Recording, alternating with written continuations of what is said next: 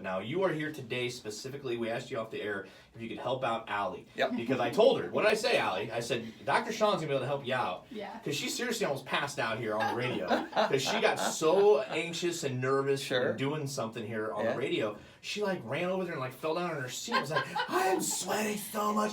I'm so hot. I can't breathe. So what's the deal? Why is she freaking out so bad and getting all hot and bothered? Yeah, here's the thing. I had a mentor of mine years ago always told me, know what you know and know what you don't know.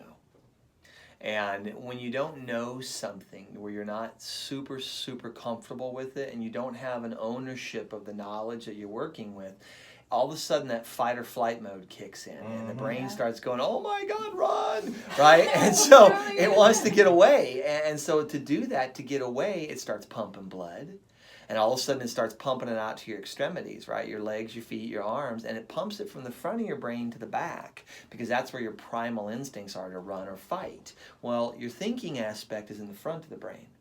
And so all of a sudden now you can't reason, you can't think, and then you get more nervous and it gets worse and worse and the body just flips out. Now your hypothalamus is the part of the brain that controls temperature regulation, but he's also the guy that's in charge of your senses. So your eyes, your ears, your nose, your mouth, all those things that you smell, see, taste, touch, he's monitoring the world around you.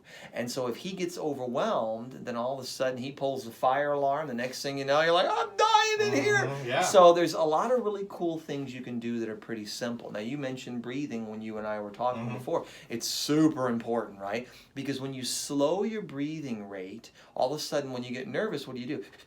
Right, you're panting like a dog. But when you slow it down, you start consciously regaining control of that mechanism inside. It slows down the blood flow, it calms the body, and it starts pushing it back to the thinking part of the brain away from the fight or flight. So one of the cool things you can do with breathing, it's pretty easy.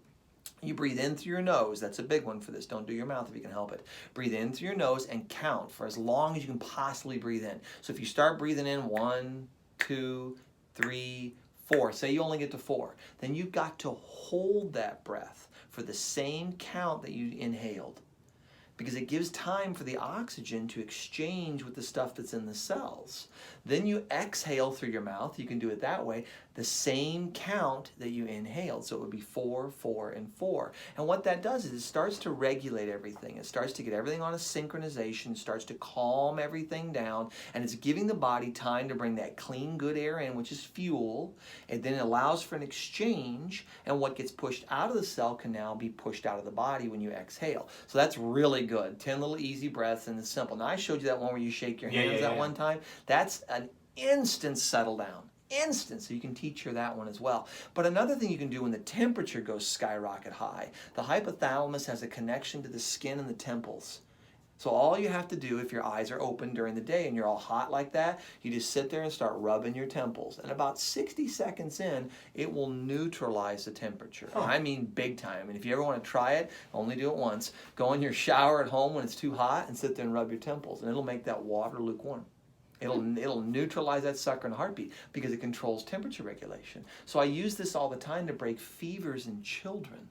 When they got a fever, just sit there and rub their temple, and the body will reset that mechanism and it'll reset the fever for them. So there's a lot of cool things you can do, but those are easy, quick fix things. But it still comes back to that knowledge base. When you're doing anything new, little kids are driving, my son's driving a car right now, right? You should see the way he holds onto that steering wheel. You'd think, my God, son, you're going to choke to death, right? He's got a hold of it, and he's nervous because he's not used to it. He has to program the brain to where it's just second nature. So for her, this is new, even though she's done it, right? But she's interning, so she's learning right now. There's a lot of new things. So own the pieces of this that you can, the stuff you really understand.